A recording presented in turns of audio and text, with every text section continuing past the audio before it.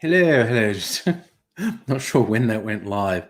I was clearing my throat, I think quite loudly, um, just after I clicked the button, but I don't think I've gone live. Oh, no, I don't have the Rona. I cough. I just realized these days when you say you cough, I don't have the Rona.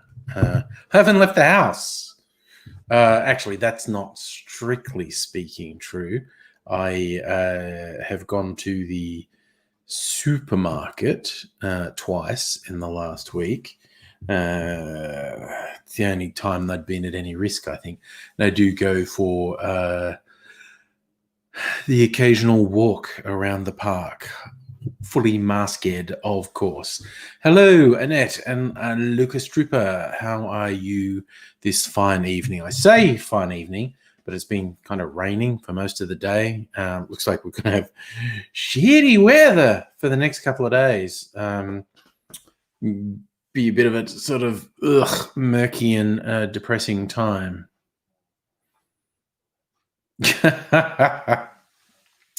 Been watching interviews with Elon Musk. Oh, he's full of shit. That guy is absolutely full of shit. Inherited money made through apartheid and buys other people's products and technology and acts as if he invented them. So fucking plus he's an arsehole. He's an A grade arsehole.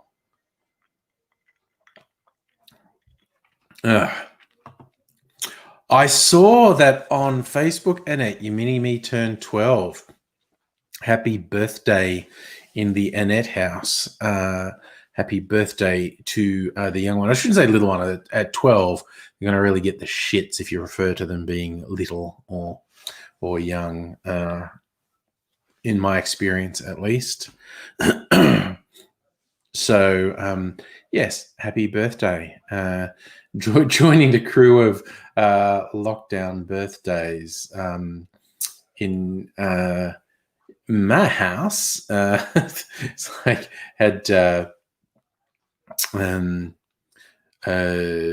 myself, Mrs. Angry, young Mr. Angry, have all had lockdown birthdays. Young Ms. Angry probably thought she was free and clear because her birthday's not till like November, but that's looking a bit questionable. No, I don't think we'll be in serious lockdown then. But yeah, that's the thing. And particularly with girls, once they hit 12, 13, they start to shoot up.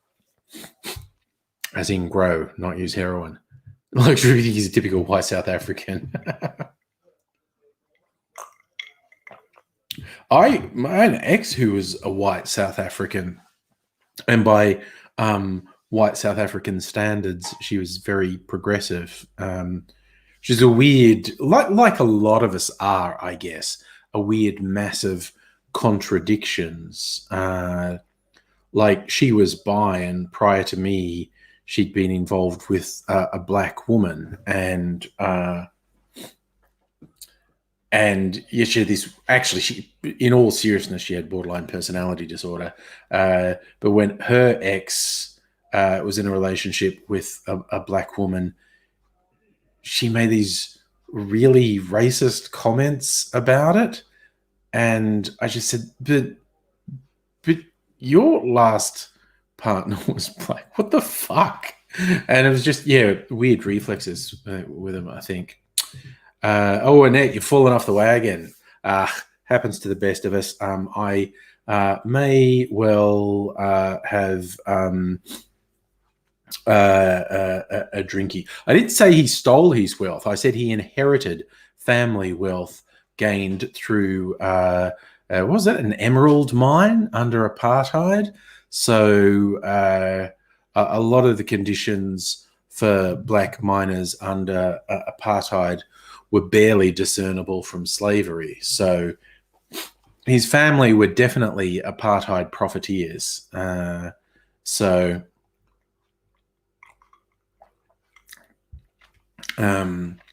Yes. He's one of those ones with this huge horseshit story being all self-made man, blah, blah, blah.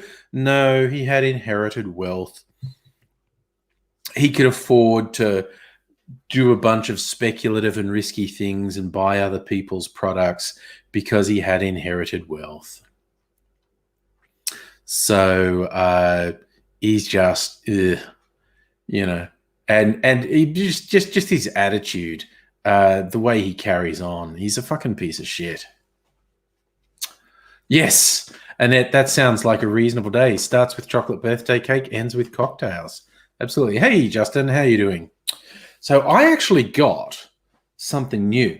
I think I will make a drink with this tonight. Got delivered today. Took a little while to arrive. I got this. It was like on this short-term special at Dan Murphy's, so I ordered it. It's a white chocolate Irish cream liqueur. So it is actually made in Ireland. It's quite low alcohol, like 16%. And so I guess it's got like an Irish whiskey base. Best served chilled, neat or on ice. Ooh, for recipes, cocktails, and more, go to coolswan.com. They're called Cool Swan. So I think I must do that. Justin, have I watched any of the DNC convention? No, I have zero interest in the DNC convention. I've seen references to it in the news, but I'm not interested in using my time watching. So what did I say it was called? Coolswan.com. Yeah, okay. Let's look up their website. Coolswan.com. Okay. Am I over 21? Yes, I am. Perfect blend of whiskey, chocolate, and cream. All right, so cocktails. That's the section we want. The cocktails section. Their version of an espresso martini, perfect pour, black pearl, 1923, Last Tango, the Minty Don, the Fruit Shack, High Society. I don't want an espresso martini. What's a perfect pour? A perfect pour. Oh, it's just this on ice. Okay, fine. The black pearl. What's in a black pearl? This stuff, spiced rum, blue curacao with a blackberry garnish. That's not bad. I mean, fuck spiced rum. I've got some proper aged rum. But this with rum and a bit of blue curacao to give it a funny color. That's got potential. And you reckon this has been the best poster selection year for the internet? Do you like the memes? We're all judging things on how good the memes are.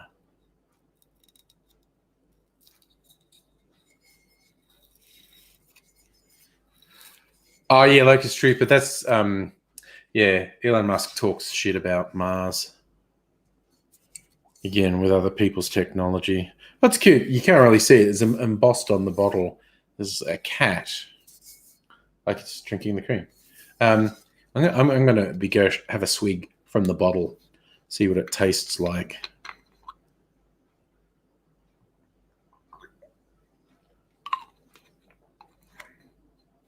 It's very sweet and tastes like white chocolate. Yeah, with just a little sort of feel of whiskey in it. Annette, it's so quiet where? In life generally?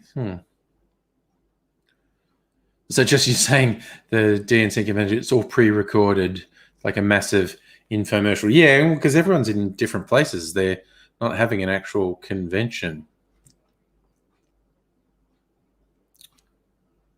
Annette, you haven't seen any memes? Oh, maybe I'm on different Facebook groups to you.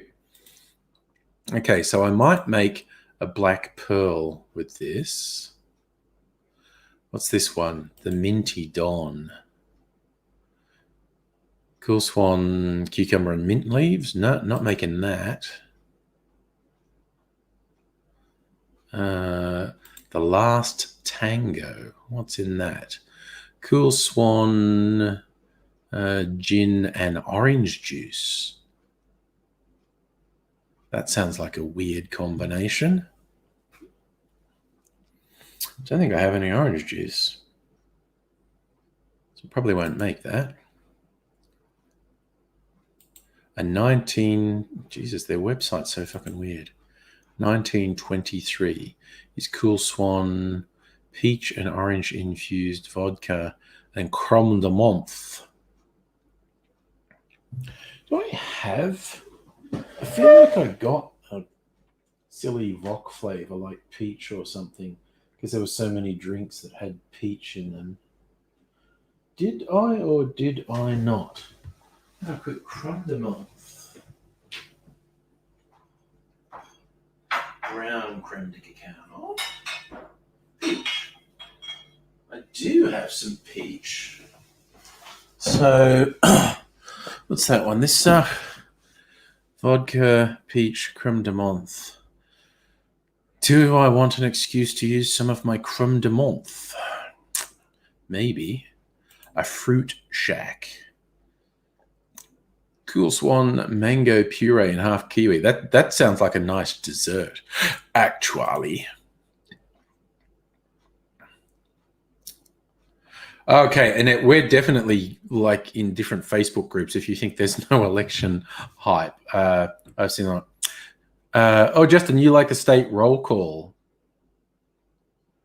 where even the states that voted for Sanders have to enthusiastically say how many votes went for Biden. Yeah, it's all a formality now.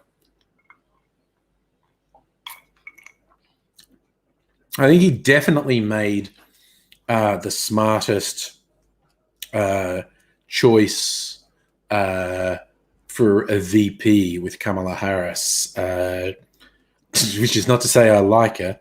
You know, she's a fucking cop, but just in terms of electability, now people have something to be excited about. No one was excited about Joe Biden. They were accepting Joe Biden. Some people liked Joe Biden, but nobody was excited by Joe Biden.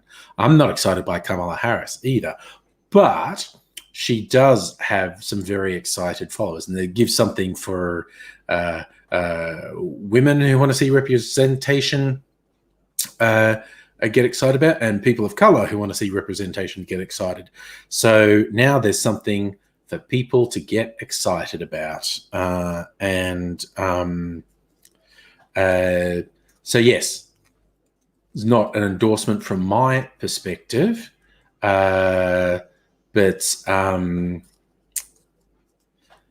was the smartest choice for him.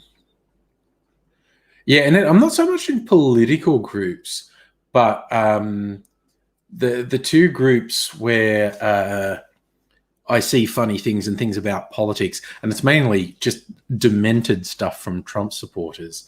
There's a group called In a Sane World, This Would Be Satire, but I Can't Be Sure. And it's like when you see something that's so outrageous, you think it must be a joke, but you have this horrible feeling it isn't. And the other one that has some funny stuff in it is called so Man Creates. I'll try and get it right. I'll actually find it so I don't mess it up. It's like man creates imaginary problem and gets angry about it.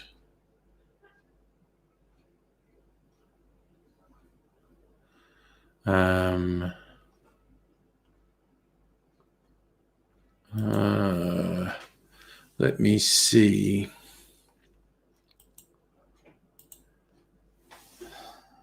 Where's my groups?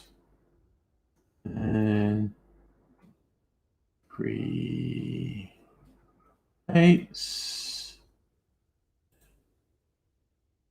Yeah, okay. The name of the group is Breaking News. Man creates fictional. Oh no.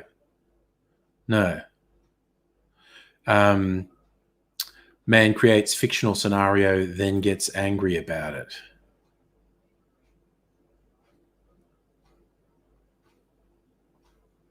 So You get some wild stuff in both of those groups, basically. Oh, God, did you get into QAnon when I wasn't looking? QAnon and pizzas. Nobody, good evening to you.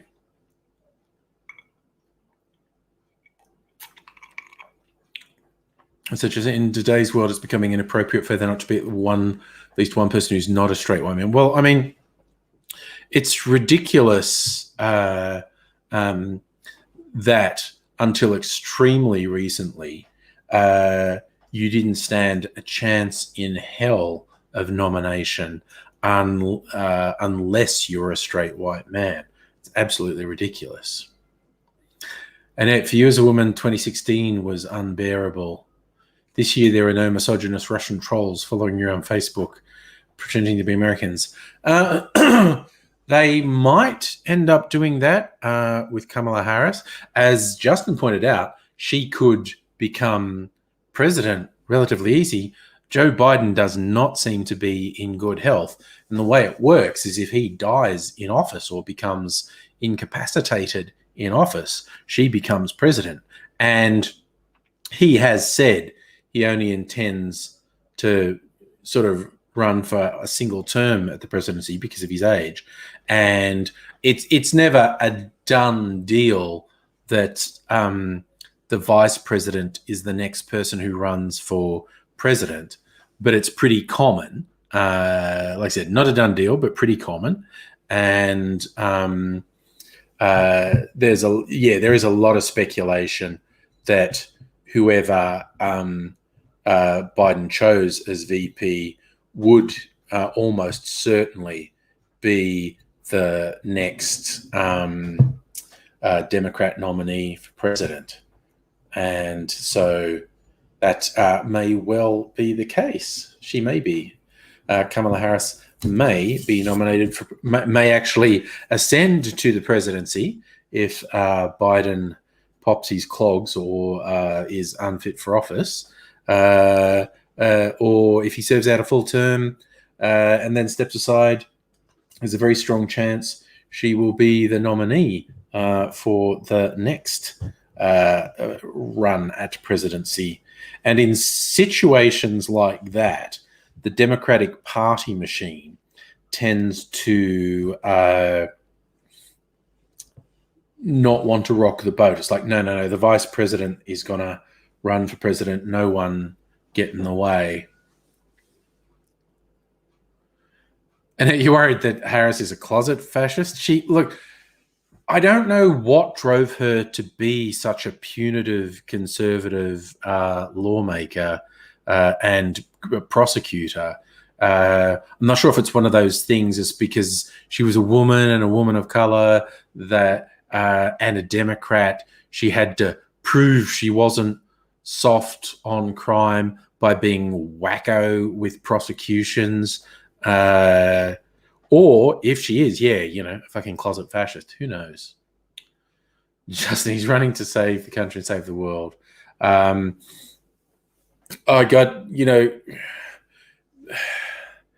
Being better than Trump is such a low bar, like such an unbelievably low bar.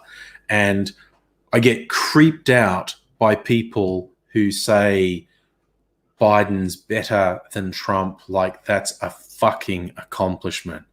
Like who is not better than Trump, for fuck's sake? And that's literally the only thing people could come up with for why Biden is a great guy to vote for, because he's better than Trump. Yeah, he's better than Trump. And yes, if any American voter asked me what I think they should do in the upcoming election, I'd be like, vote for Biden. Trump has just, emboldened and empowered the worst, most feral aspects of American culture. It's just like mainstreamed borderline Nazi ideology. And shit's got to be turned around. But like, I'm supposed to be excited about the establishment The establishment in Australia is bad enough, but the establishment in the US is a fucking quagmire. It's so shit. Mm. But yeah, better than Trump. I just want Trump. He'll probably be on TV more when he loses the election, rather than less. It's just ugh. Oh, he just needs to go away. I just can't stand him. Nobody, you think your cat's better than Trump, and people describe your cat as the devil incarnate. Yeah. Annette, at least our establishment comes from convicts. There was a music guy in the, was he 70s or 80s? Probably late 70s, early 80s. Dave Warner's from the suburbs. Annette, you may well remember him. He had a sort of top 40 hit called Suburban Boy, but he did some really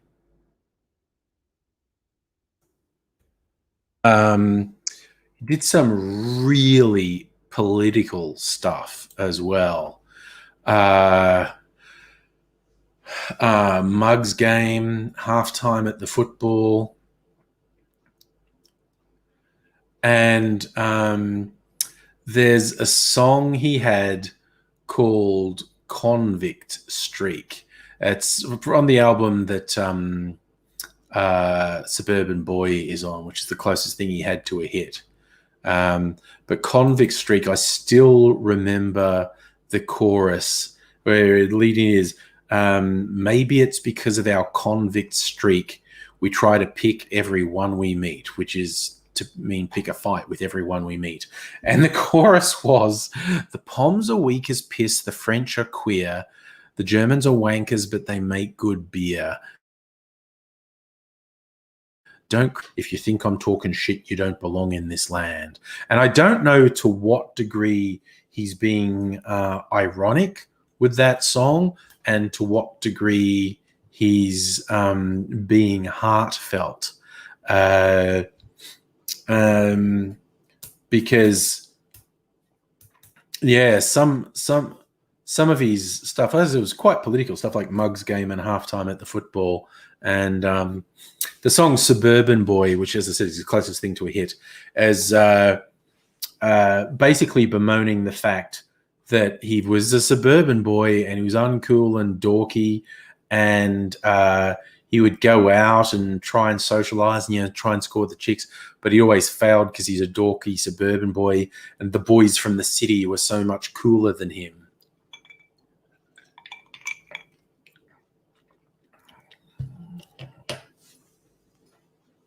It would be fun if Trump did get put on trial, Justin, with no protections of office, because he's clearly indulged in so many criminal activities. Locust Trooper, I have literally never watched anything that Isaac Butterfield has ever done. No, that's not strictly speaking true. I watched a bit of the video where he ripped into Fraser Anning, and I thought, well, at least he fucking attacks the actual Nazi. He's got standards where he can pick that Fraser Anning is preaching actual Nazi ideology. He spoke out very strongly about that. So I thought, well, at least he's got, I don't know about anything else with him, but at least he's got that going for him.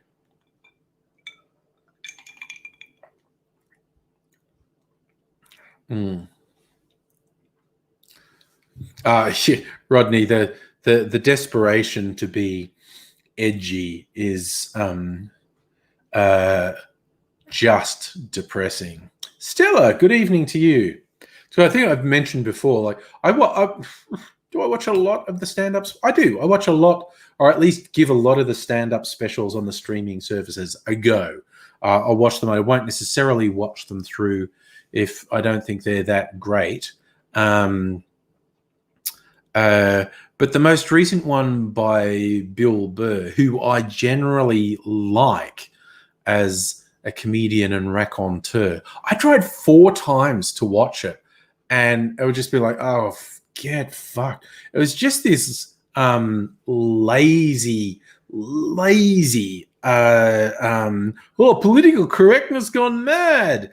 And like, seriously, a male comedian now in the last 10 years being edgy and speaking out against political correctness is Jerry Seinfeld in the 90s talking about airline food. It's so fucking hack.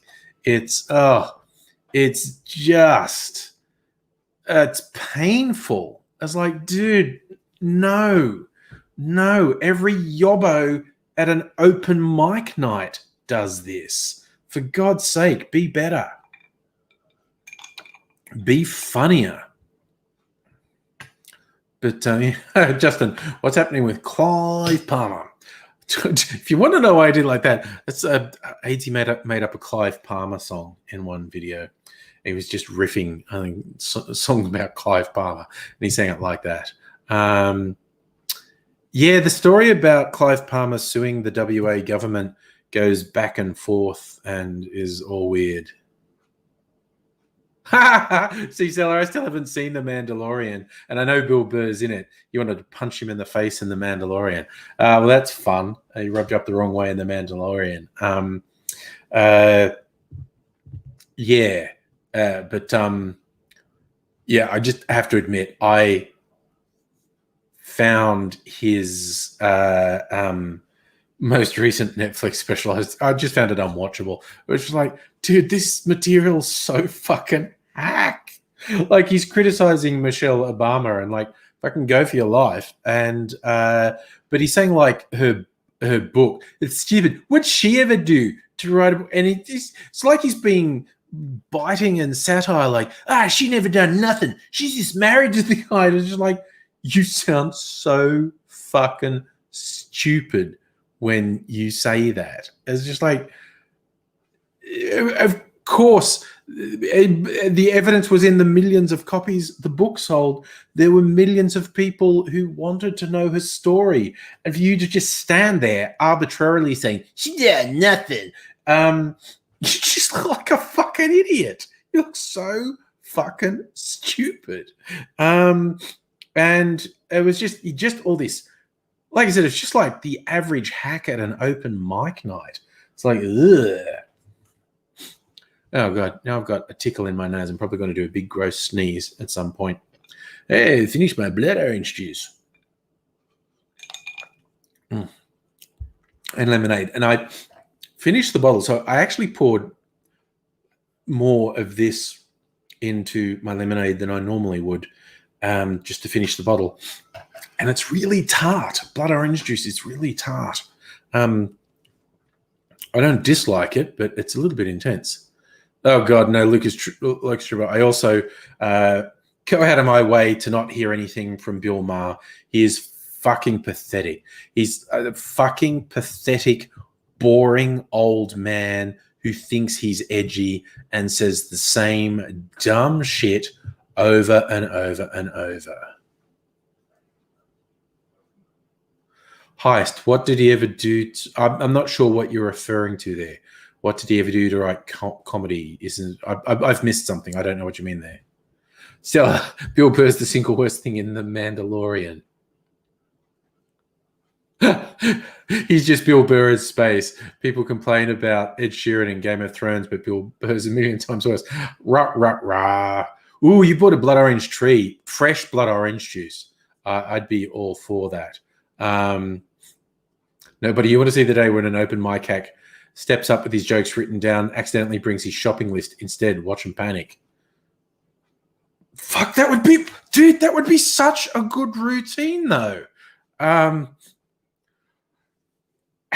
long could you keep it going before admitting it was your shopping list and just come up with, oh my God, that's actually a routine I want to do, man. Just with a shopping list and just, eggs, milk, get that cereal I like, the cream for my rash, The cream for your ash. God, to see if you could try and come up with a narrative out of a shopping list. Oh, that's got fucking legs, man. That's got legs. You could do something with that. Justin, I agree. Watching people stream comedy from isolation, like comedy show with no audience, very weird. I agree. Okay, if Bill Burr is saying Michelle Obama shouldn't be able to write a book because she didn't do anything, she's just much right as he does to write comedy. It's my point was it was just a really fucking stupid line. And the answer to his dumb rhetorical question was so fucking obvious. Like, she was an inspiration to millions and so many people looked up to her, and she absolutely had a story to tell. And to suggest otherwise just makes you look like a fucking moron. And so he's trying to be edgy and getting up in your face, and she's like, no, you actually just sound like a fucking idiot. Like, I'm not offended. I'm not, how dare you? Because I could think of a whole bunch of reasons to have a go at the Obamas. But that is such a boring hack line to take. All right, Locust Trooper, Bill Maher standing up for Ellen. Of course, these people look after each other, no matter how horrible they are. And Bill Maher is fucking horrible.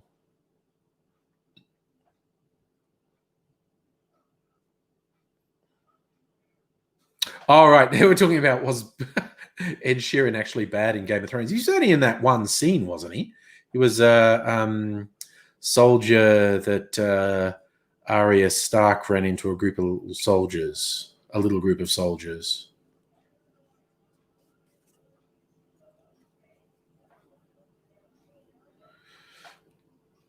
Yeah, nobody. That is also fair. Is not hack enough to just be shouting nigger for shock value.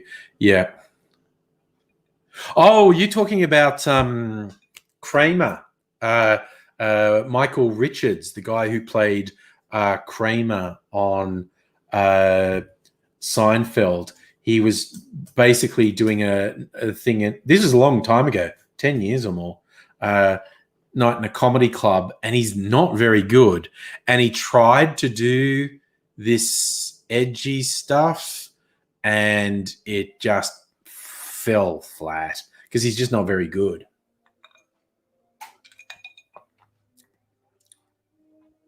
Okay, so Annette, you like the Sheeran scene. The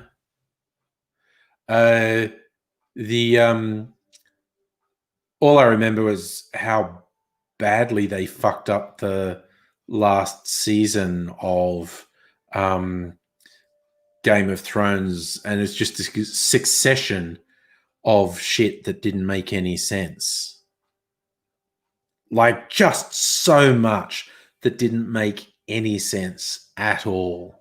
Yeah, because they didn't have source material to guide them, and it just fucking collapsed.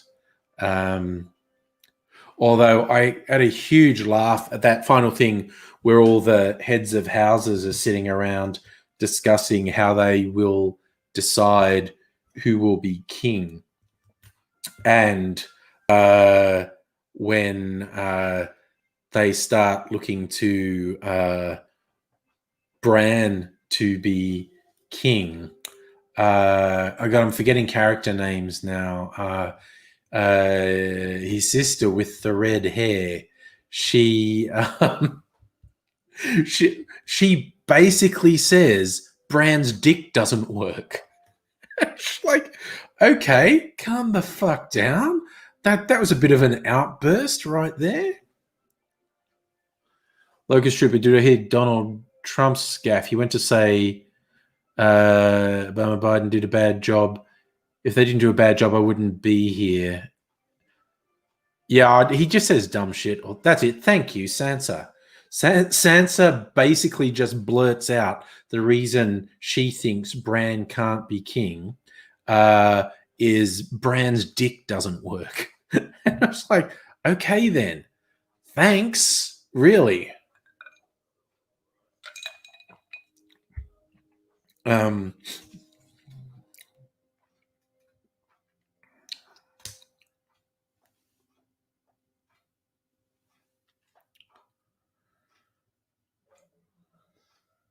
Yeah, sorry, I was just remembering how many things were shit about the last season of Game of Thrones. Oh, all of it. All of it, all of it, all of it. Um, yes. I will be intrigued if George R. Martin ever releases any more books, because it's absolutely ridiculous how long the delay has been. Because particularly towards the end, even when they were still ostensibly running off Martin's source material, they had diverged so widely. I think if and when his final books are ever released, they'll be radically different to how the TV show ended. You might get the same final point. Like maybe Daenerys does go mad. Maybe Jon does kill her. Maybe Bran does get made king. But even if those things happen, they'll be handled so much better. Annette, we should have Game of Thrones cocktail night. That's a challenge. I like that. I was about to say, what the hell's that acronym? But it's a Song of Ice and Fire. Yeah. Still, you think Sansa should have been regent until Dany and Jon's baby came of age? But all that dialogue in season. That was the other thing. Setups that went nowhere. What the fuck was that? Doing setups that go nowhere. And inconsistency. Really gross, extreme, nonsensical, illogical inconsistencies. That sort of stuff really shits me. Inconsistencies in writing really aggravate me. So, yeah, they got on my wrong side with that. Oh, wait, I think I was still looking at cocktails for this Irish cream.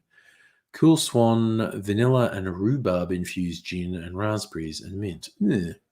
I think I'm going to make a black pearl, which is this Irish cream, rum, and blue curacao.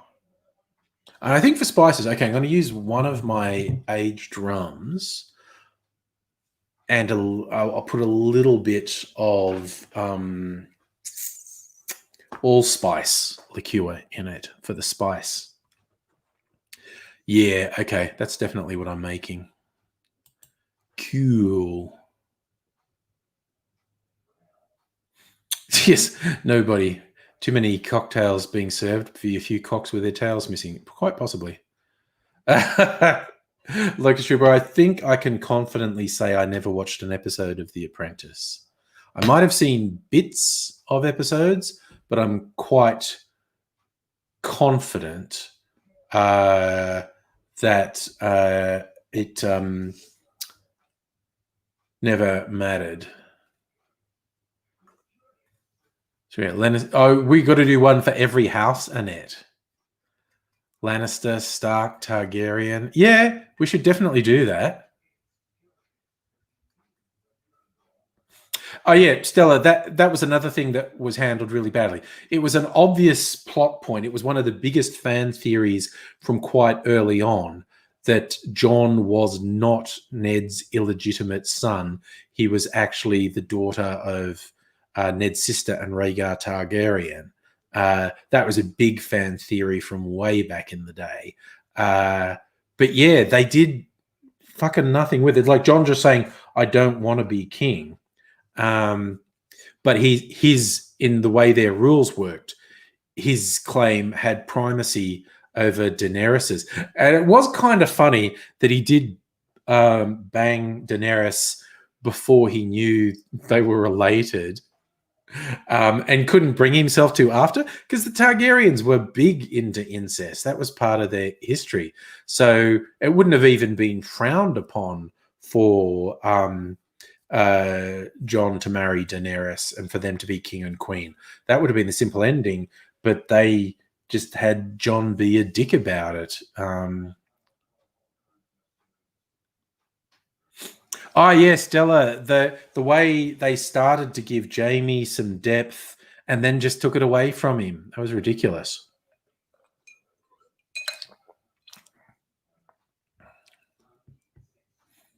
And that's because Sansa was so closely based on Elizabeth of York. She's definitely headed for the throne. So you're satisfied when she became queen in the north.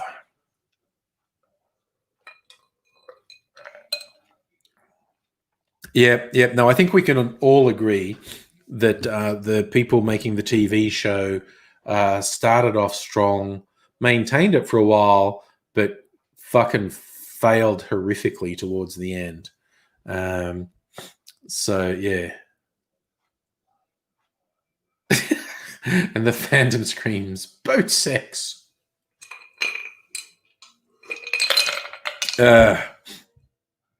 Yes. If only Jon could have overcome his weird prudishness and married Daenerys. So, like, Jon personally fucked everything up, really. So it's all his fault. He's dumb. So, all right. So we've got to put some thought into Game of Thrones cocktails. But in the meantime, I'm going to do a Cool Swan cocktail. White chocolate Irish cream cocktail. The Black Pearl. So what do I need? Rum, curacao. All right. First, I am actually going to blow my nose. I'll do it off camera because it's gross.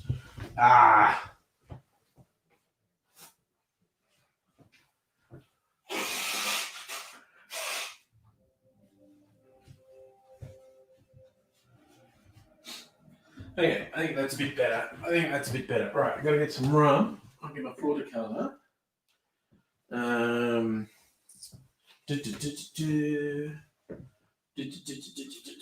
That's creme de menthe. Pimento dram. And blue curacao. Where's blue curacao? Is that blue curacao? That's blue curacao. So this is going to be a little blue drink. Blue ba-ba-dee ba-ba-doo. Right. So I just need my shaker and some ice.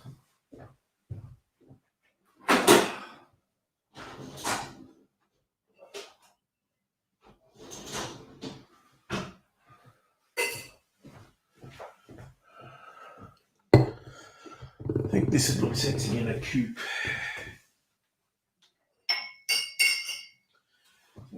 Coupe in the freezer for a minute. I'm just going to put some ice in my shaker.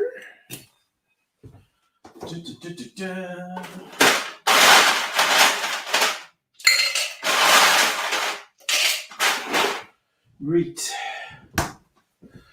Ice in the shaker. I need my jigger.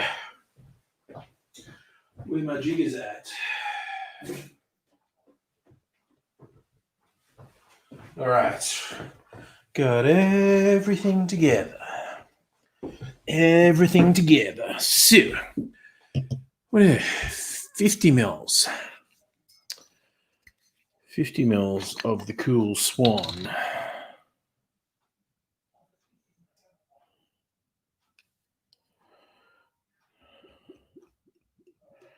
Glug, glug, glug. It's about 50 mils. All right. Let's say 25 mils of rum. So I'll do a bit less, and I'll do a tiny bit of pimento dram for the spiciness.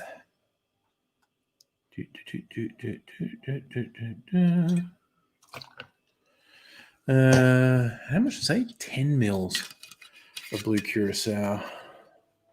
All right. Just going to do a splash of pimento dram. Not even measuring that. 10 mils of blue curacao. There we go, 10 mils.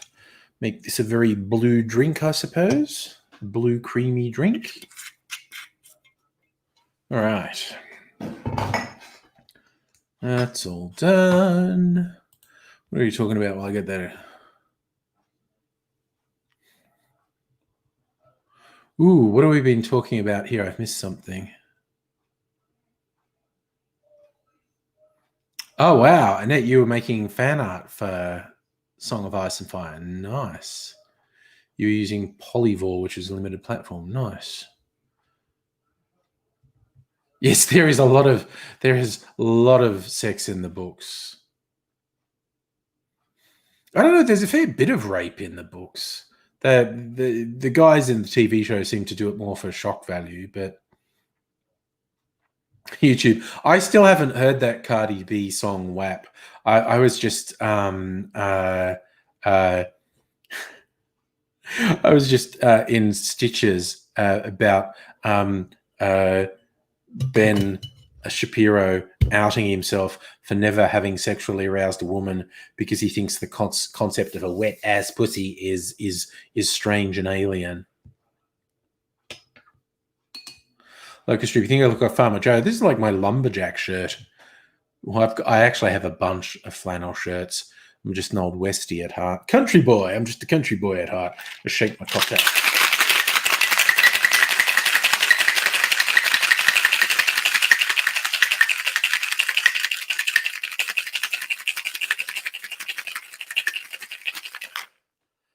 It's very cold.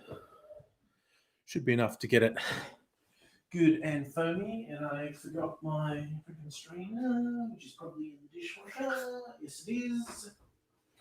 Oh. Glass. My coupe.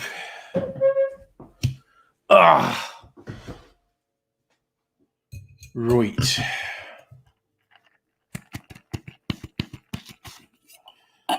Oh, yes, it's a very greeny blue aqua color. Oh, yes. Okay. It's not much volume-wise. Needs to be in a different glass or up the volumes or something. Look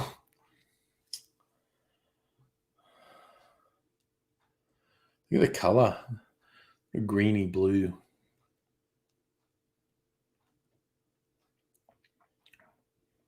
Ooh, that's creamy. That's very creamy. I think I want to try some cocktails that have cream or milk in them and substitute this for the cream or milk and see what that's like. Locust Trooper, what was it like growing up in the country? Boring as hell. Stella, yes, there's rape. You're specifically referencing the Jamie Cersei rape, which was consensual in the books, and the Sansa Ramsay serial rape, which doesn't exist at all in the books. Yes, and the thing that weirded me out and was extremely troubling to me that people rightly negatively reacted to the Jamie Cersei rape, and the guys who make the show going, "Oh, really? Was that a rape? We didn't think it was." And it's just like, what the fuck is wrong with you? What the fuck is wrong with you? Yes, Annette, the blue curacao is always going to give you a good color. No, I bought it just so I could have blue drinks. Mm. God, what was the most exciting thing I did in the country? There was like literally nothing. There was like for entertainment, it was like go down the river. I tell you, this is the thing I wasn't into, um, but a lot of people was ropes because there were big motherfucking trees by the river, and uh,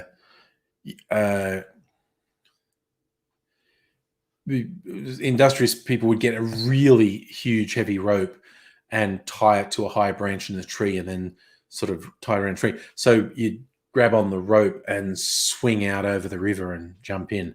That was an exciting pastime in Dubbo. Sally caught the notification. Can't stay. Having trouble with tribbles. That's okay. Thank you for dropping in and saying hello, though. It's always nice. Yeah, Stella, it is. I found it super disturbing that these guys were going, rape? What do you mean? How was that rape? And I was like, no, dude, that is so much. That is so much worse. That is so much worse than if they said, oh yes, we did that because we thought it added conflict. But for them to blithely go, rape? What rape are you talking about? It's like, oh, dude, you just told us a little bit about yourself, and you probably don't even know it. How you don't realize how much information you just gave us about yourselves. It's weird. So, and speaking of tribbles, I don't know if anyone noticed what I wrote in the title for the stream. It's Gene Roddenberry's birthday, creator of Star Trek. He is, of course, dead, but he was born on this day. I'll double check that. August 19 birthdays.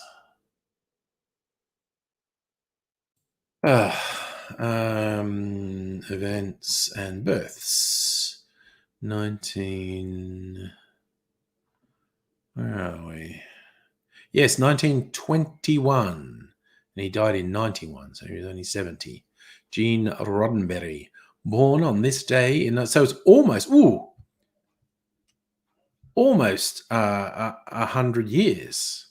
Ooh, do Trekkies get to be really excited next year for the 100th anniversary of Gene Roddenberry's birth? I imagine that would be a thing, wouldn't it? The Trekkies would get super excited about the 100th anniversary of Gene Roddenberry's birth. So,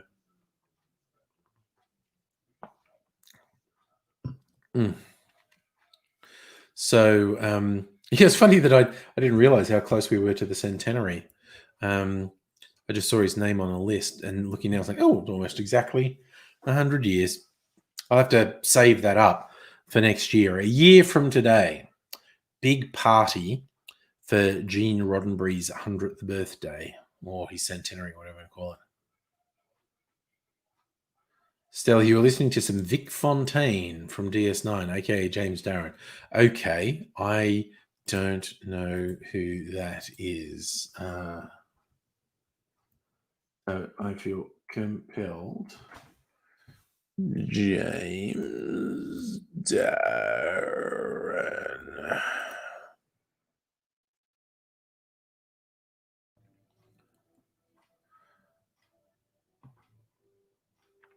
Wait, what?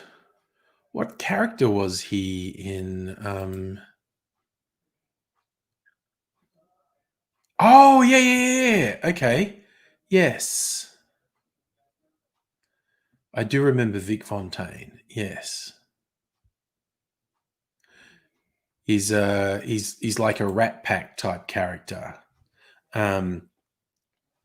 Yes, I do remember that character is like a Vegas Rat Pack guy. Musical Aviator. What would be a good Star Trek cocktail? If Abigail was here, she has a specific one she wants me to make that's Star Trek themed. I don't actually remember it, but yeah. Like, should we have a train station? Yeah, there was a train that ran between Dubbo and Sydney. It was a big breakthrough when the XPT, the somewhat higher speed train, was introduced. Would do it once a day. And apart from that, there was what we called the mail train, because it did actually move mail from Sydney through the country towns.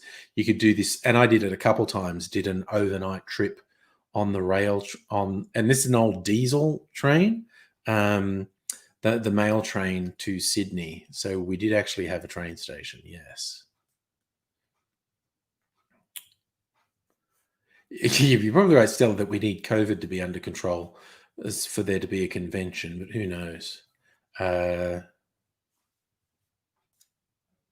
Sally, you are right. The deliberate inclusion of all nationalities and races in Star Trek was a pretty big deal in terms of civil rights in the 60s. The story goes that Nichelle Nichols was basically being all but written out of the show because the conservative studio heads didn't like this black woman being on the show, and she was all but ready to quit. And I think the story goes, Martin Luther King actually spoke to her and said, no, it's actually the representation of having you up there is actually really important. You need to stick with it. And yes, Stella, it was the first interracial kiss when Uhura and Kirk kissed, although they were being coerced to by an alien, if I remember rightly. Annette, how long did the train from Dubbo to Sydney take? Like 12 hours or something. It took for fucking ever. 14 hours, maybe. Took forever. Yes, I wouldn't be surprised if XPTs are finally being replaced. But I am old and remember when they were introduced 40 years ago. Was exciting. It was so much faster and so much more comfortable than the overnight mail train to Sydney or the old Red Rattler diesels that would do the trip other times. Oh, the XPT was speed and comfort. And yet you remember it taking a long time to drive out. I'm just trying to think of the distances again. I think it's very similar to the distance between Melbourne and Sydney, actually. If I look at maps and go Dubbo to Sydney.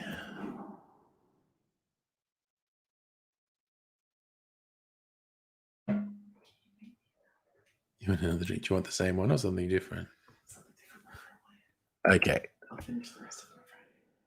Right. So, okay, they reckon if you go hell for leather, it's only a 5-hour car trip, Dubbo to Sydney. But the train was definitely like 12. So saying it's only 400 kilometers. The train was definitely like 12 hours. It was a nightmare. 400 kilometers. Yeah. That's why it was so long just to get from Melbourne to Dublin. Yeah, that's why it took us so long to get there. Yes, because it was a long way away. Just text me. Oh, right. Okay. I've been tasked with making a beverage. Do you want me to? You probably don't care if it's carbonated or not. Yeah. You want a drink? Okay, I'll make you a drink. Yeah, I will. I'll text you. I've been tasked to be barman and make a drink.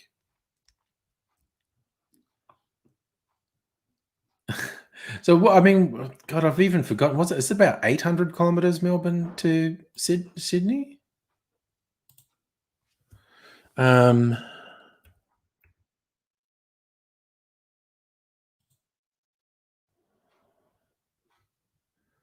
Directions.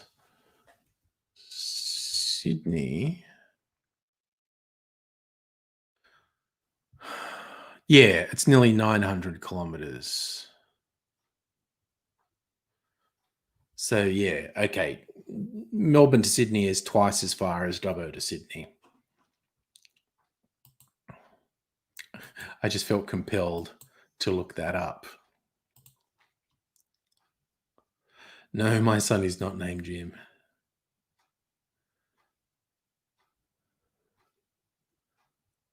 Right, so I've been tasked to make a drink. What will I make? What will I making? Something easy. And not using my expensive stuff. Maybe. I have an idea. All right. I don't give out personal details of my family. Maybe like peach and banana. That sounds like a pretty good drink, doesn't it? Maybe for a hoot, I'll put some blue curacao in his drink. Right, I'll do that. Banana and peach. Peach and banana. Right. Do. Sophie, you feel like you live in a Sydney outpost. Okay. Sally, you did 50 hours on a train from Kerala to Delhi. Ooh, that sounds like a right old adventure there. That sounds like a serious adventure. How long did you say it was? It was 50 hours on a train in Delhi, in India. Hey, Charlie, live long and prosper. Your net's playing up again. Oh, no.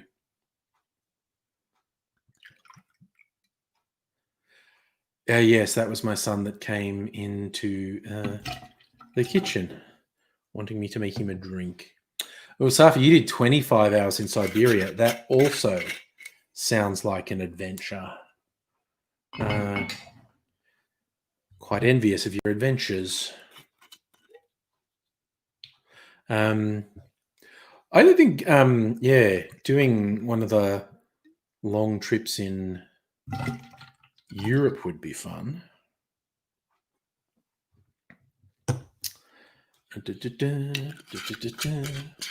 I'm just making something up here.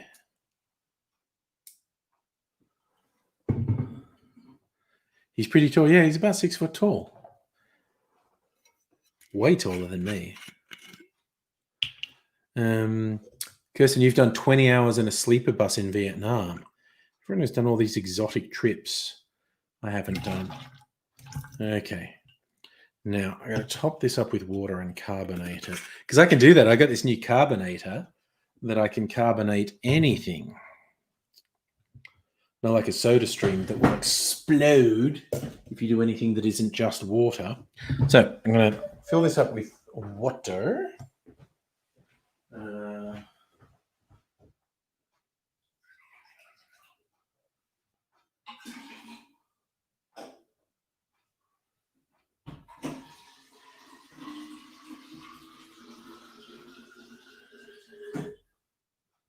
Right. Ooh, it's a very interesting green color. Right, so a little bit of ASMR for you coming up. This is my carbonator. So an interesting bit of ASMR for you.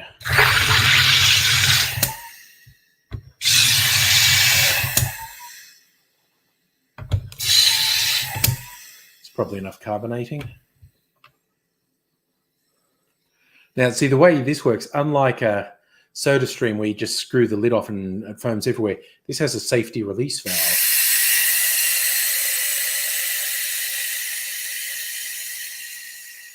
So it can release the pressure. You see it all gassing up there. It can release the pressure gently rather than have it explode. Like a soda stream would just explode if you did that.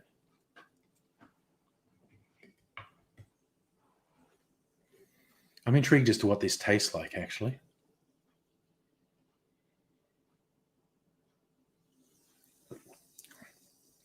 Oh, tastes pretty good. Aussie Gun Bunny, bought yourself a Shakti mat today. Nice. Yeah, and this got advertised to me on Facebook. And there were some discounts. So, like, normally they cost over $200 or something. I think it ended up costing me about $150. So, I like it. Sally fuck soda stream. Casual guy, hello. So, all right. I'll get him some ice.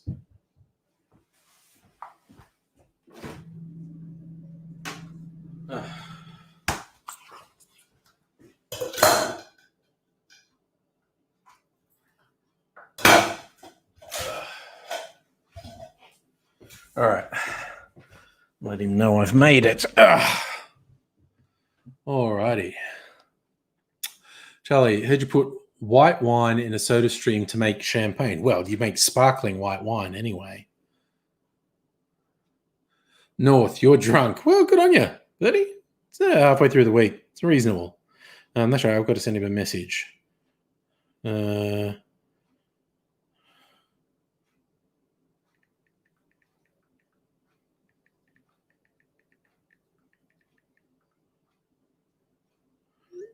right. Let him know his drink's ready. I said it on the stream last week. I drank it on the stream. I carbonated my clarified pina colada, which I won't do again. It was an interesting thing. Wasn't terrible. Was different. But yeah, I'm not going to do it again. Aussie Gummer, you actually you sleep on the mat tonight. Good luck. Yeah. It's fruity. It's like neon green. Yeah. I for fun, I put some blue curacao in it. Thanks.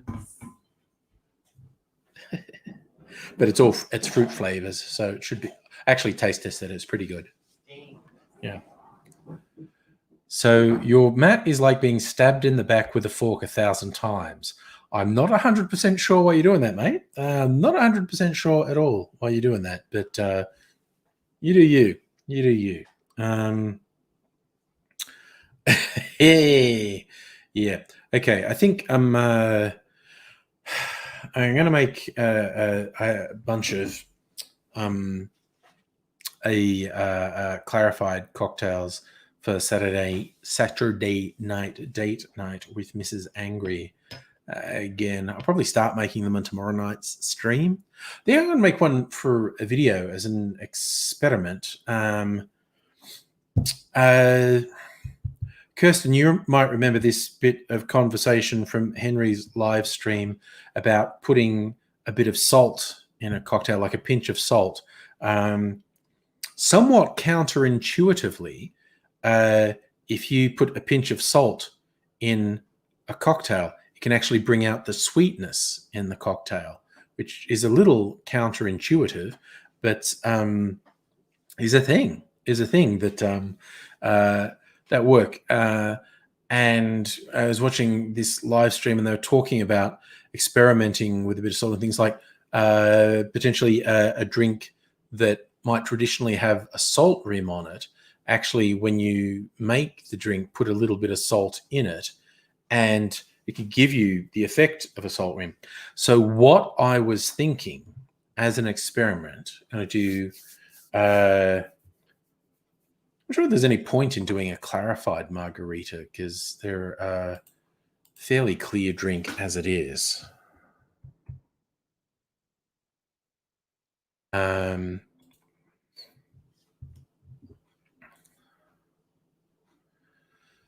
So I might just do a simple margarita recipe. So like tequila, orange curacao, lime juice, and sugar, and do do clarifying it, but actually do it in two batches, one with a little bit of salt in it and one without, and see if I can taste a difference after clarification. Might do that as a video for my cocktail channel. Yeah, Stella, that's why salted caramel's awesome. Yeah. Oh yeah, Charlie knows too from baking. So Kirsten, I'm interested in your take because you saw the same live stream I did. In terms of like making a cocktail, they're referencing putting a pinch of salt in. Do you think that's like literally just a pinch, or possibly more? Annette, oh yes, salt also cancels bitterness to a degree. Yes, I found that when I made a cocktail that was a bit too bitter for my taste, and I looked up how can I make a drink less bitter, and yeah, the tip was don't add sugar, add salt, and it worked. It actually did work. Yes, Sally, that's a good turn. Just to clarify, like a margarita. Okay, literally a pinch. Okay, so I'm gonna do that experiment tomorrow. If I wasn't really lazy, I could go and put my shirt on and set my camera up and do it tonight. Locust Trooper, I am Gen X. All right, Stella, you also agree, just a pinch. Okay, cool. So I am going to, yeah, I don't think I can be bothered to pull it all together tonight. I'll do it tomorrow. And I'm going to make a margarita and clarify it and do it in two batches, one with salt and one without. Ah, Sally, you've tried salted watermelon. Ah, you prefer it without. That's interesting. Yeah, you know, our taste buds are weird. The way things sort of combine and influence each other is not always completely straightforward. So, yeah, I haven't done an experiment for a little while, so this will be a fun experiment. Oh, and I've got some citrus infused tequila actually that I haven't been using. I think I will use that to make the margarita. I'll use my citrus infused tequila, my own little concoction, and that'll give it a bit more flavor, a bit more zing. And yeah, one with salt and one without, and see if I can tell the difference. There's dirt in my ear. That's gross. Stella, you find watermelon to be very rich. Ah, so you'd be interested if it makes it better or worse. I have a bit of I just don't like melon. I don't like watermelon. I don't like rock melon. Any of those things. It's weird. Kirsten, ooh, you reckon chili salt on pineapple is delicious? That does sound interesting. Yeah, yeah, that sounds very interesting. That sounds like quite true. Oh, the other thing I want to do a clarified thing of is something with blue curacao. Maybe I'll do blue curacao. Yeah. Ooh. Yeah, because I want to see what color that comes out. Yeah, okay. I'm gonna, because although this is blue, it's an orange flavored liqueur. I'm gonna make the margarita with blue curacao and clarify it because I want to see what color it comes through the clarification. My bet is blue because I think the dye they put in blue curacao is really, really strong.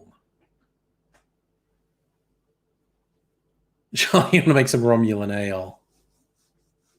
Oh, your mum, Sally, your mum ate Granny Smiths with salt. That's interesting. Yeah, because Granny Smiths can be very sour. So a little bit of salt probably brings the sweetness to the fore.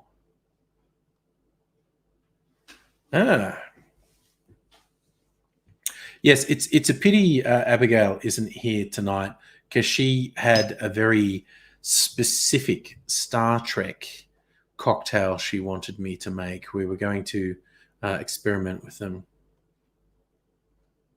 Charlie, is that Granny Smith's with peanut butter, you're saying? That's an interesting combination. Fruit and peanut butter. But I suppose you do things like vegetables and dip and fruit and dip. So why not? Why not a savory dip like peanut butter? Why not, indeed? We all experiment with taste. But yeah, so we're all getting into taste experiments now. And that's a good thing. That is a good thing. Heist Elvis liked peanut butter and banana sandwiches, apparently. And Americans generally do peanut butter and jam. They call it peanut butter and jelly. But yes. Like a stripper, you found out there's a murderer that lives behind your neighbor. Told me he buried 10 bodies in the backyard. I think he's probably full of shit, because if you're burying bodies in the backyard, that's not a thing you tell people about. That tends to lead to complications. So I would wager that is just talk. But yeah, keep an eye on them anyway, because someone who would just say that is probably worth keeping an eye on, and not turning your back on, and checking that your door's locked at night. All those things. Oh, Sally, you like Vegemite and honey on toast. Sweet and salty. Still, your dad used to eat cream cheese on celery. Oh, lots of people do that. They do cream cheese on celery, cottage cheese on celery. Yep, that's a reasonably common one.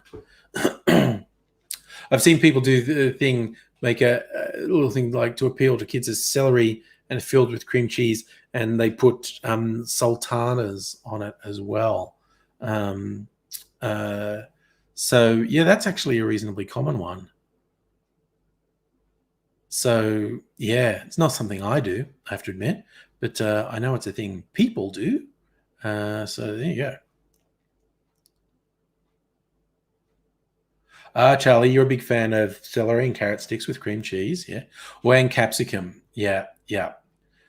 I've only gotten into things like that relatively recently.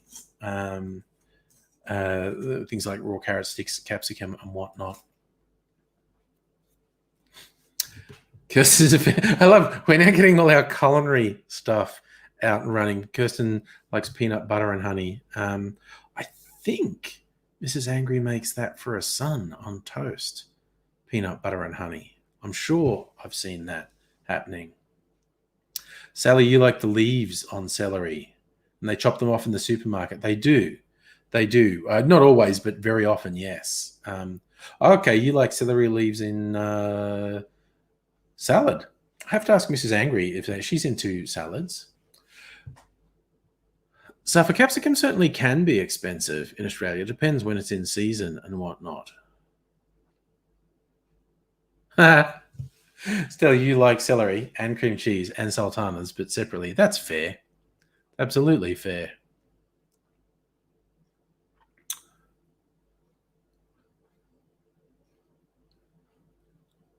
Okay, Charlie, you see celery tops like parsley. That makes sense. Oh, North, you're doing a throwback to the old meme, peanut butter jelly time. That was big. What was that, 10 years ago? Something like that? Locust Stripper, I'm quite convinced it's bullshit. You don't go around telling people you do things like that. All right. Oh, look, we're getting all sorts of cooking and food tips here. Charlie, you use the celery tops for stock. Okay. Yeah. I like it.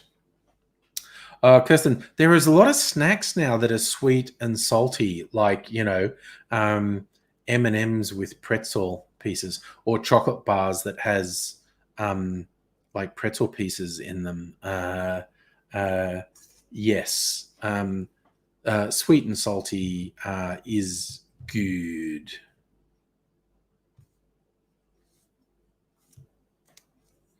Making you hungry, Sally? That's the thing. Yes, we're talking nonstop about flavors and foods. Understandable if it makes you hungry. So, but it's also a fun thing to explore different tastes and what not. So, Kirsten, you can Cadbury owes you royalties for the idea. Fair call. Absolutely fair call. Yeah. What was the? Oh, it was it. Yeah, it was just I think they had them in Coles for a while. It's basically just these chocolate dipped pretzels, like they're completely covered in chocolate, but they were really salty pretzels. Um, and so yeah, the chocolate with the salty pretzels was really really good. Um, uh, so yes, it absolutely can be a huge winner. The sweet and salty combo. Charlie, you like the Vegemite chocolate? I thought it just tasted like salted caramel. Um, not yeah, I didn't think it particularly tasted like Vegemite. It did taste salty. I thought it was very similar to salted caramel. I remember when I was working in Carlton a few years ago, there's an ice cream place on Lygon Street, and they'd have like 30, 40 flavors of gelato, and they would have a couple of one-off specialty ones. And one day it was Vegemite. It was Vegemite gelato, and it wasn't bad. Again, tasted quite a bit like salted chocolate, but I think they used actual Vegemite in it. They had swirls of Vegemite in this gelato. From memory,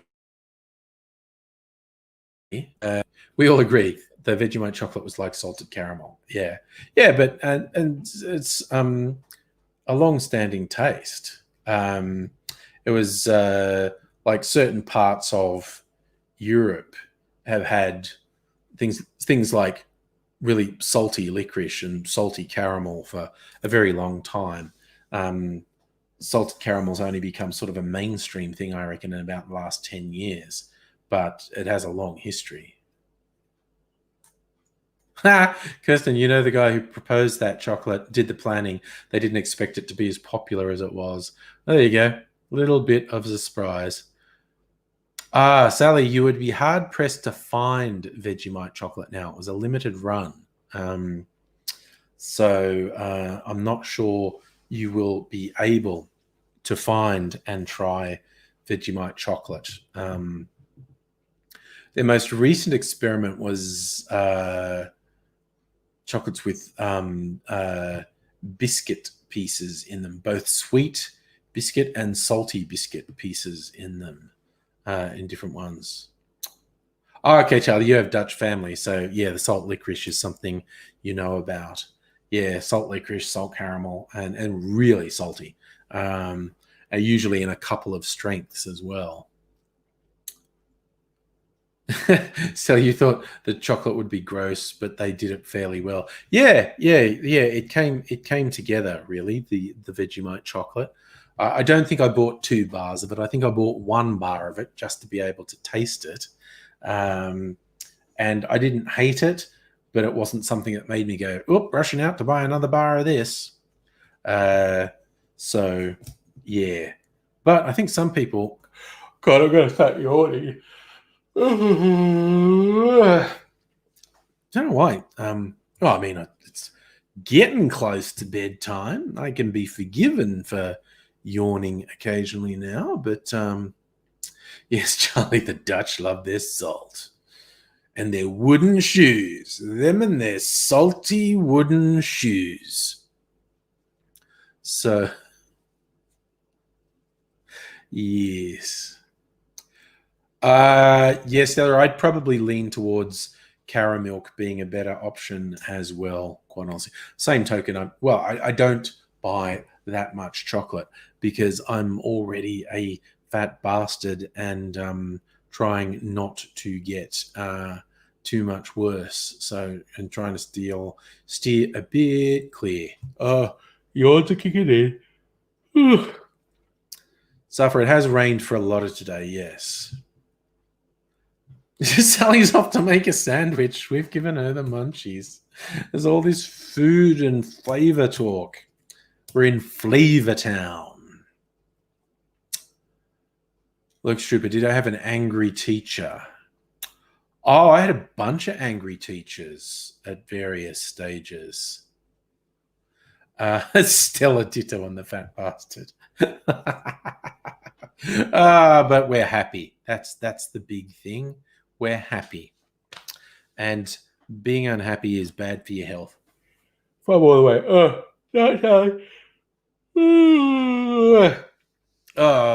Thank you for dropping in, and hope you enjoy your sandwich.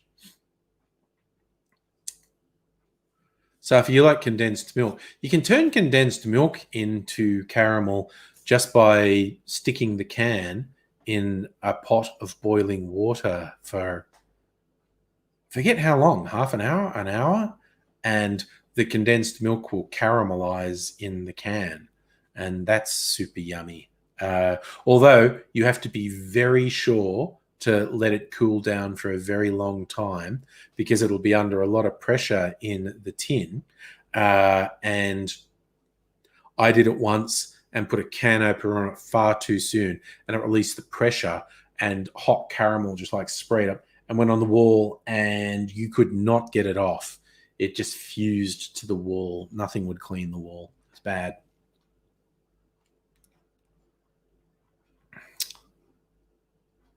Jeremy, I'm getting a bit yawny. You see, I'm even saying I'm going to yawn again.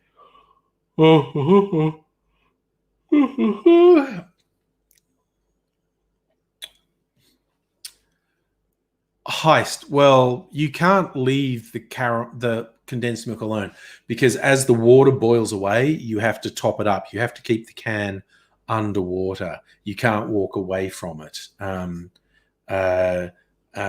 But yes, if you left it on too long, it might explode. So the answer is don't leave it on too long. Stella, I'm with you. Be fat and jolly. Lean into the trope unless someone pisses you off. Yeah, it's important to be happy. Nobody's having a turn in. Good night to you. I'll soldier on for half an hour or so, even if I just keep yawning. Bloody hell. I bet I have to put this thing in the fridge now I've opened it. Yes, keep refrigerated. All right. I'm going to find space in the fridge for that. Nobody better mistake it for milk.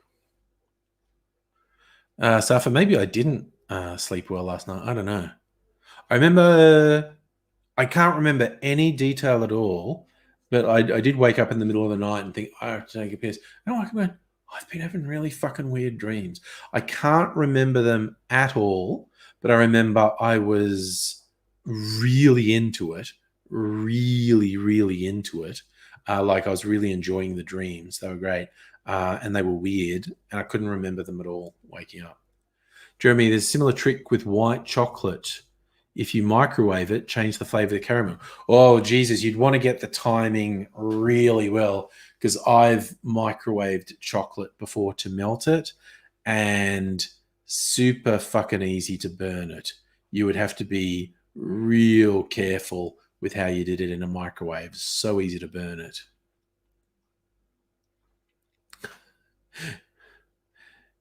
I got the strap when I was at school. That's what school was like when I went. They still had corporal punishment. So, Kirsten, yeah, having cheese mares. It could have been that. What did I eat? I did have chicken parma for dinner last night. Maybe I was having cheese mares. The yeast in the cheese stimulating my brain. Maybe. Yes, you're right. Charlie, yawns are absolutely weird. They're contagious. Oh, thinking about yawning can make you want to yawn. Like that happened just reading your sentence. Yawns are very, very strange. Which just leads me to one of the funniest things I heard someone describing sleep. They're saying sleep is so weird. Like in order to go to sleep, you have to pretend you're asleep. And the first time I read that, I went, "What?" I thought about you do to go to sleep, unless you're actually just wigging out from exhaustion. When you go to bed to go to sleep, first you have to pretend to be asleep. You have to lie there with your eyes closed, not doing anything, so you fall asleep. It's really weird to think about that you go to sleep by pretending to go to sleep. Very weird. Still, you had a struggling to find a toilet dream. Woke up at 6 a.m. with a full bladder. Yep. Oh, I can't stop yawning now. Oh, floodgates have opened with the yawns. At least it's in the last half hour and not the first 5 minutes, like happens sometimes to me. Yes. Who knows? See how grey my beard's going? That's the real colour of my beard. And you see I've got grey bits on the side now. Hair growing out. I've got to decide whether or not to colour my hair again. I got some purple hair colour. Could be fun. Don't know if I want to do that. We'll see.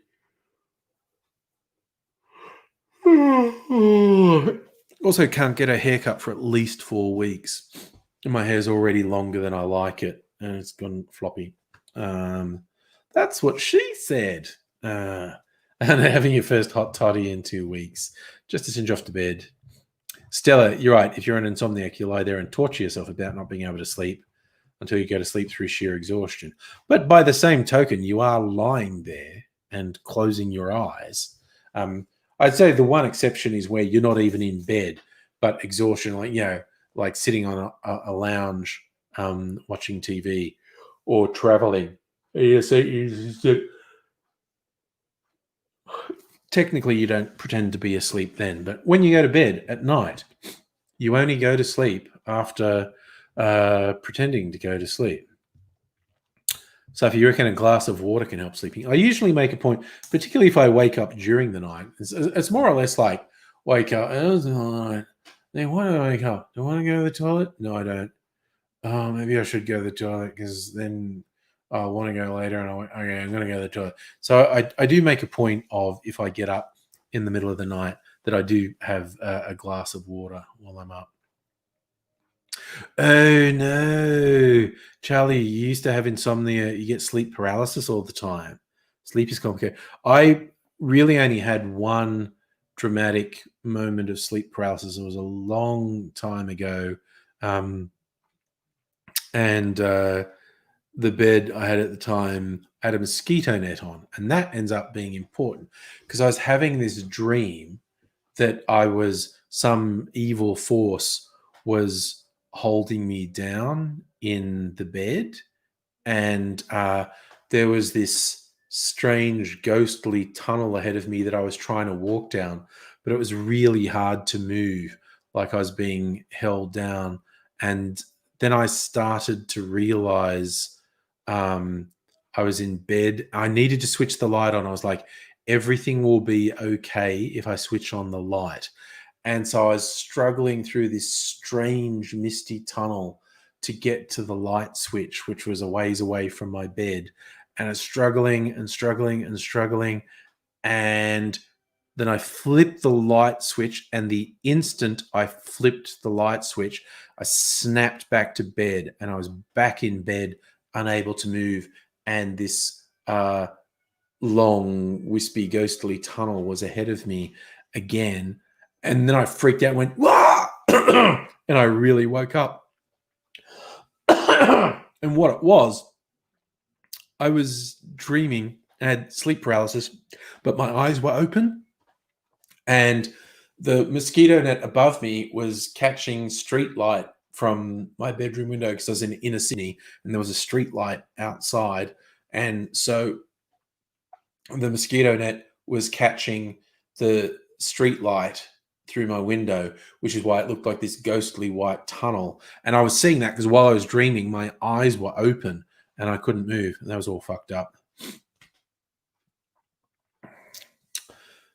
Annette, I do not have any news on AIDSy. I will try again tomorrow because I'm not sure to what degree, like if he has a phone or his tablet or whatever with him. So I will try to find out tomorrow what's happening. Safa, hopefully I don't have the Rona. I hope I don't have the Rona. I always hope I don't. I still get paranoid. It's like I wake up. You wake up if you've had your mouth open when you're sleeping. Your throat will be really dry and or phlegmy because you've been breathing in and out your mouth while you're asleep. Any morning I wake up like that. I'm like, oh my God, is this the Rona? Is this the Rona? And then like have a glass of water and go, no, it's not the Rona. I just had a dry throat. Oh, Heist, I think we've all been there. Sometimes going to sleep, start to think about spooky shit and being unable to keep your mind off it. Yeah. It's once certain thoughts get into your head, you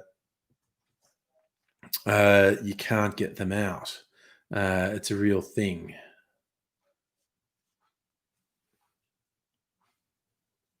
Yeah, I agree. And anytime I cough, if my nose is a little runny, I'm going, oh my God, is this the Rona? Do I have the Rona?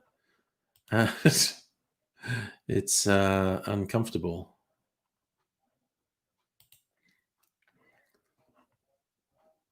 So Locust Trip, you're asking, how much did we raise for AIDSy? Just over $3,000. So after GoFundMe take their cut, it'll be just under $3,000, which was nice. That paid a bunch of bills for him, let him get a tablet so he could talk to us on the tablet. All good. And then spooky shit at bedtime was your entire adolescence. You goth. You're just a goth. What was that line from Beetlejuice where young Winona Ryder's being all gothy and she can see the ghosts and other people can't? And the ghosts say some people are just unable to see weird and unusual things. And she says, I am a weird and unusual thing. Yeah, Locust Trooper, that was our target. We exactly hit our target, which was very nice. So that was a bright spot in an otherwise pretty bleak year. That's it. I myself am strange and unusual. How did I know you would actually know the quote, Annette? I was approximating it. Somehow I knew you'd know it exactly. Stella, you read Goosebumps as a kid, watching The X-Files as a teenager.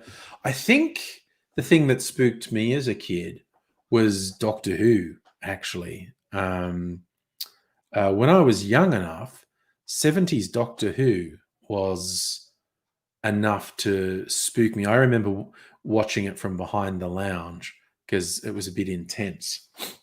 And I don't really remember the stories at all. I just remember watching it from behind the lounge and it being a bit intense.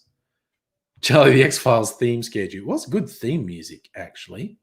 I quite like this X-Files theme music. I tried to watch, like, they rebooted it. Well, they just had new seasons of it, with the same actors and whatnot. Did not like it at all. There's just some overacting and cheesy scripts, and I was like, damn, no, I just cannot get into this at all. Matthew, I seem peaceful and nice. This is just chats. This is it's only when I do the pre-recorded videos that I get shouting stuff. Actually, it's not strictly true. On very rare occasions there are trolls, and I will amuse myself by tearing into them just for a laugh. Just for a laugh. I like a laugh. Charlie, it was very spooky music. The X-Files. It was a very good theme music. Stella, you thought Doctor Who was corny. Daleks were stupid. Couldn't upstairs. He started washing in the tenant area. There was a lot of corniness in the original run of Doctor Who. The new run is orders of magnitude better. I see like nerds on the internet trying to posit that the old Doctor Who was better, and it's like, shut the fuck up. There is no way it was better. The writing wasn't better. The acting wasn't better. The effects wasn't better.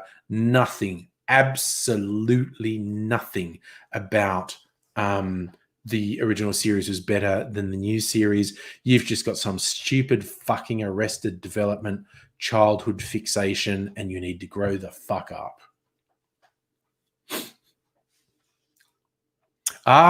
Kirsten, your husband was excited by the new X-Files and was bitterly disappointed. Okay, I was excited too, also disappointed. I sort of watched one episode and went, no, I don't think so. That doesn't seem worth watching. Charlie, even the Simpsons episode with Mr. Burns as the alien was so creepy. That the X-Files stuff in that episode was really funny. Oh, I didn't see. I only watched one episode of the new X-Files and just went, no.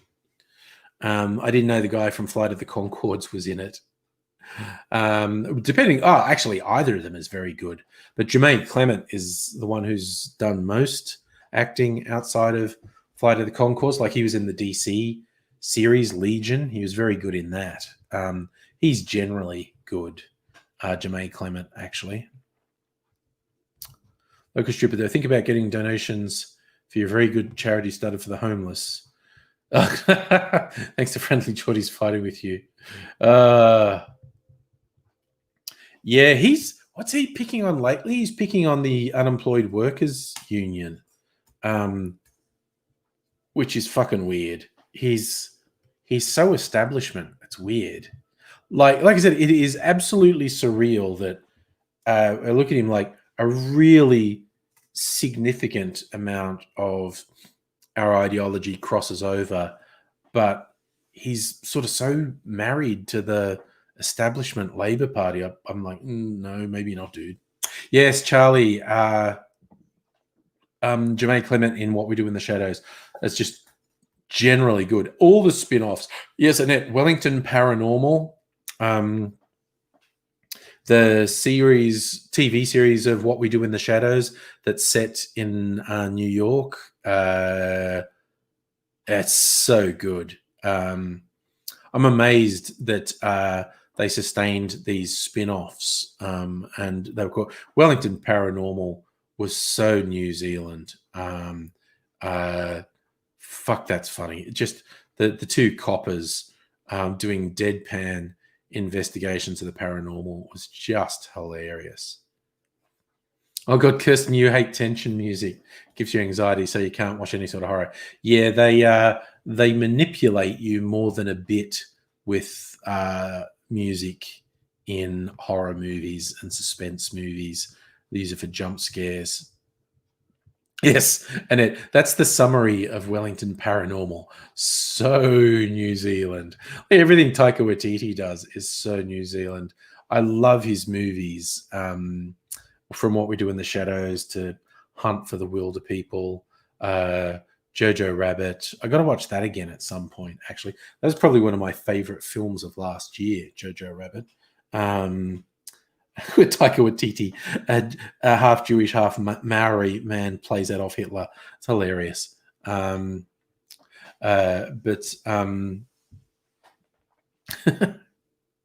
Waititi, he's precious. And just the way he did Thor Ragnarok, which was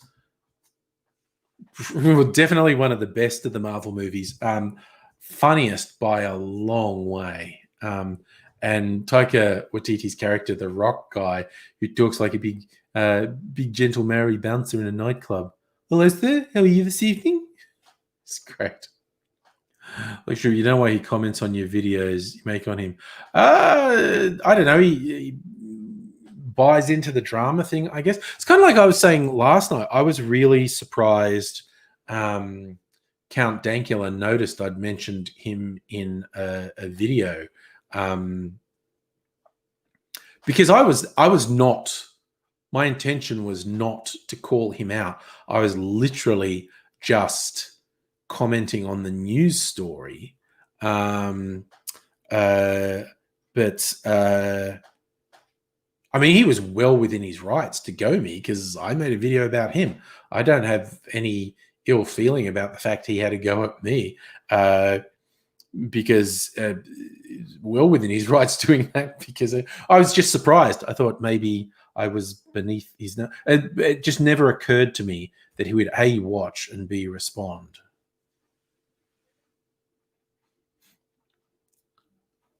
And okay, yeah, Ragnarok's your house's favorite Marvel movie too. Yeah, it's very good. Chris Hemsworth is such a good comedic actor. He's so good. Like even when he was in the, he was the dumb secretary in Ghostbusters. He was fucking hilarious. Like people have got to give him more comedy roles. I mean, okay, yes, he's gorgeous and hunky and all that, but he's so fucking funny. People have got to give him some really good comedy roles. He would be so good. You know what springs to mind?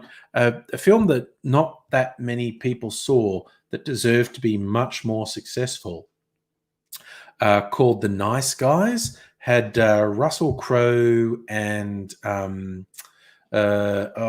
Pretty Boy from Drive and Blade Runner. I'm blanking on his name. But it was this really fun. It was set in the 70s, and it's like this, private detective caper type film, and it was so funny and had good action, and was just really, really good. And more people should have seen it.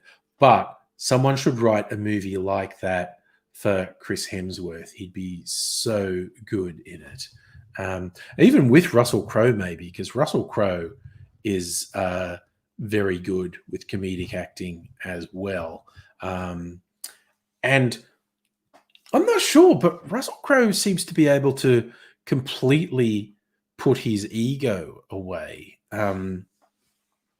to be portrayed in unfavorable ways on screen that a lot of stars won't let themselves be portrayed that way on screen. He seems capable of really just letting his ego go. It's amazing. North, you like Black Panther? I liked Black Panther. Don't know that it deserved to win Best Picture, but I did very much like Black Panther. And Russell Crowe's good attention. He's basically, yeah, mate. But that's why I love Rusty. He's basically my physique now. So I'm completely on board with big guy Rusty. He's in a, what, I don't know. It looks like it's a kind of run of the mill psycho stalker movie. I think it's called Unhinged. I saw a trailer for it. Where he's the bad guy. And he looks like bad guy with no redeeming features, like really awful bad guy. I imagine he's going to die really horribly in that film.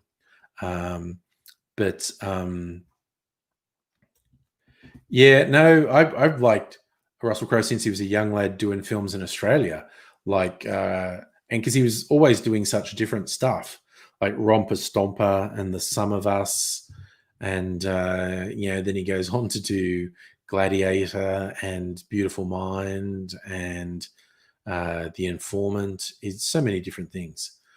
And did I see Russell Crowe's Twitter video about his personal firefighting ute on his property last summer? I did not. That actually sounds interesting. I did see he did a little video supporting Dan Andrews, which was nice. North, yeah, I reckon Gladiator is a great film too. It's got a lot to answer for because it was successful. It spawned dozens of really shitty swords and sandals movies. Like they'd gone way out of fashion.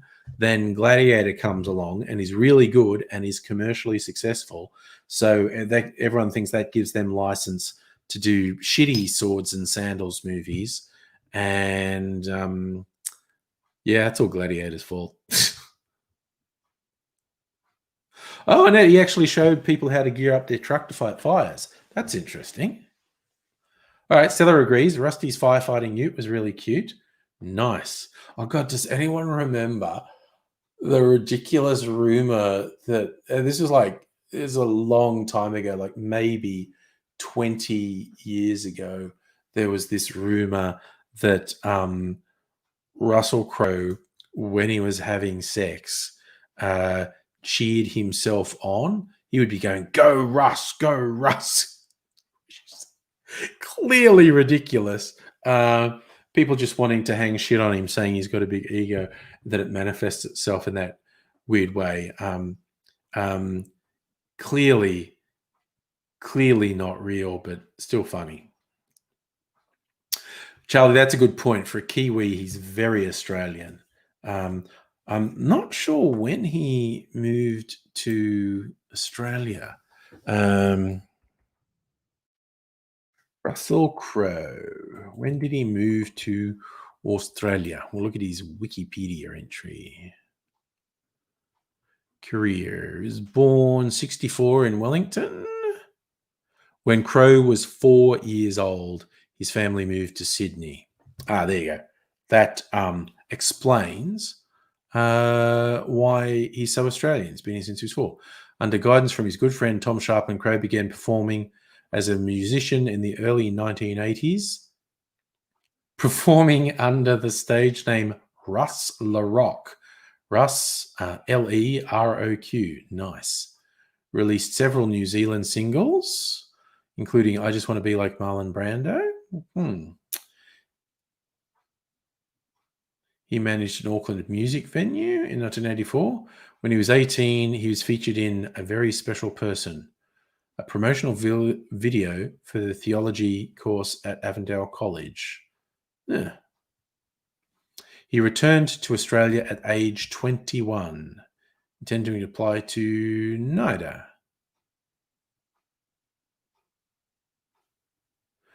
So, yeah, born in New Zealand, grew up in Australia, went back to New Zealand when he was 14, and came back to Australia again when he was 21. There you go.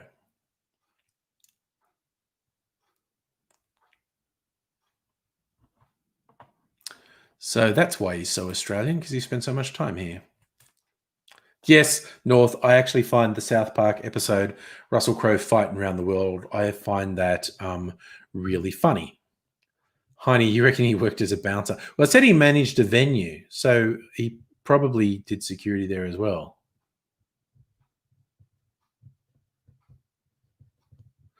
Look, sure, have I seen Apple TV? Ted Lasso really funny. I don't have Apple TV, so I haven't seen anything on that.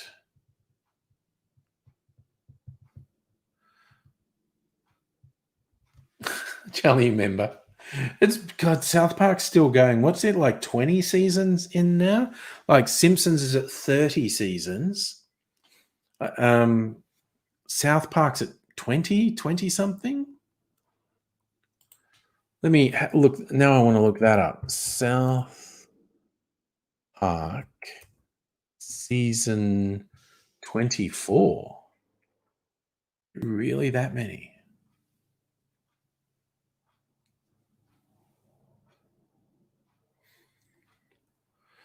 So, 23 seasons have already gone to air. And they're expecting season 24 late this year. Christ, that's a even if you hate South Park, 23 seasons is such a fucking amazing accomplishment. I knew him working the club is where he honed his tough guy act, having to deal with drunk Maoris from time to time.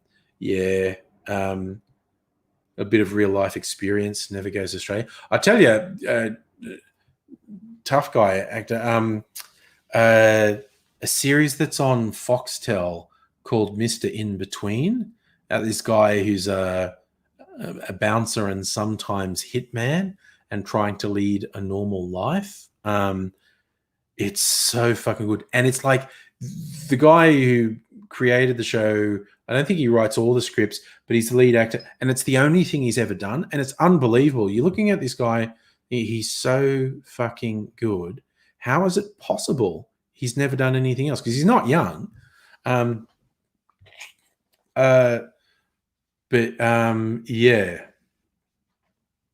Oh, Charlie, the politics on South Park are fucked.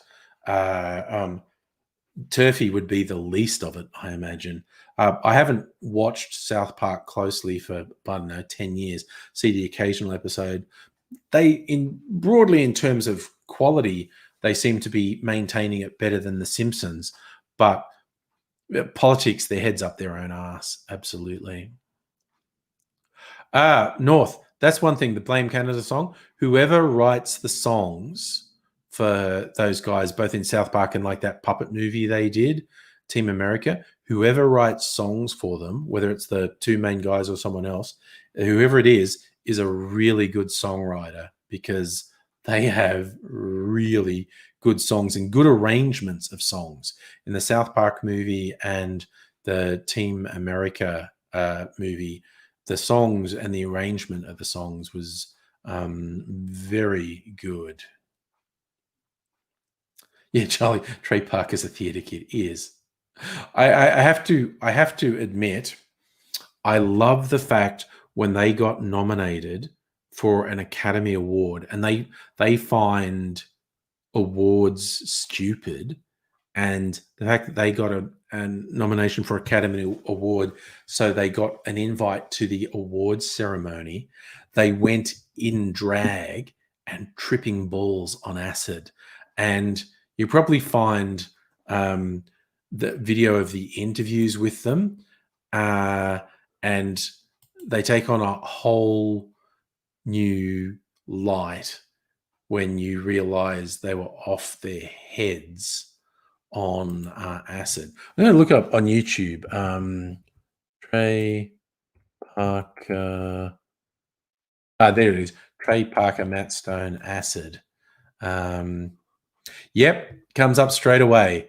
Trey Parker, Matt Stone on acid at the Oscars. It's worth watching because they just, and apparently they pissed off everyone in the establishment so much because they disrespected the Oscars. And they literally did. They disrespected the Oscars. They had no respect for the Oscars.